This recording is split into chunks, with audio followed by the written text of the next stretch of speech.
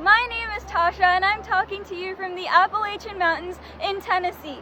Our team, Caitlin, Alan, Rihanna, Eric, Jonah, and me, come from Los Angeles, Boston, and New York, all locations around the US, but we're united by our love for nature. We were so inspired by the hikes we've been on through our local forests that our solution aims to protect exactly that.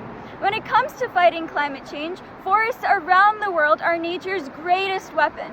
Mother Earth's life-sustaining lungs are found in the Amazon, which spans 8 countries in South America and is roughly 48 times the size of the contiguous United States.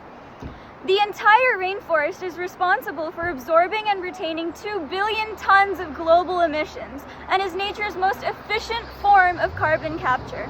But with the equivalent of a football pitch of forest disappearing every 6 seconds, the Amazon is not only losing its carbon capturing capacity, but is beginning to emit CO2 at alarming rates in areas that have irreversibly been deforested. Could you imagine a fourth of all the trees behind me just disappearing in the Amazon every day? Roughly a third of rainforest deforestation is caused by the shifted cultivator, who is usually pushed to marginal lands by lack of other suitable land. Cash crops that are popular among poor farms like bananas, the one I'm holding right now, oil palms, coffee, and soybeans quickly deplete the soil's nutrients and cause farmers to burn new forest locations to make the same profit. Fields created this way are not able to support agriculture for more than 3 to 5 years, after which another field must be created with more forest land. Here's an overview of our proposal. Drones will fly above a certain forest location and will collect data on the types and quantity of plants growing. This data will be fed into an AI that provides recommendations to farmers for how to improve their crop yields while also protecting their nearby forest's biodiversity. With an on-ground team of locals dedicated to forest conservation, recommendations are conveyed to local farmers to maintain an element of understanding and trust in the program. Biodiversity is a key indicator of forest health and helps rainforest ecosystems adapt to rapid changes in temperature, precipitation, and amount of CO2 in the air. By giving farmers the right recommendations of how and which plants to grow, they can create an environment more conducive for native flora and fauna to flourish. Deforestation often creates a harsh separation between dense forests and farmland, oftentimes with no place for newly displaced wildlife to continue growing. Because biodiversity plays such an important part in forest resilience, giving farmers the tools necessary to alter their destructive actions is of utmost importance. Past solutions to the slash and burn technique that farmers often have to resort to include natural fertilizers like lumber and manure for farms, growing special nitrogen-fixing plants, and higher levels of education in rural communities. The problem with these approaches is that they force farmers to wait a long time until they begin to see results on arid land. Our proposal instead recommends farmers the perfect combination of plant type and growing technique for their location based on real-time data collected and analyzed by an AI. For more information on how the AI works, here's Alan. We'll increase biodiversity by utilizing something known as natural communities. Natural communities are recurring collections of plants and animals found in particular physical environments.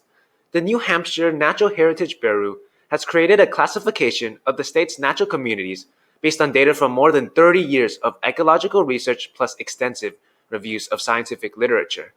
It classifies natural communities mainly by type, abundance, and spatial arrangement of all trees, shrubs, herbs, grasses, and ferns.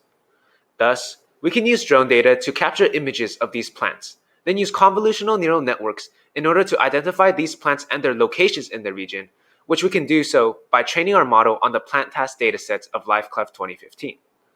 This will allow us to determine the factors of a natural community we described earlier, allowing us to determine what natural community the region would be classified as.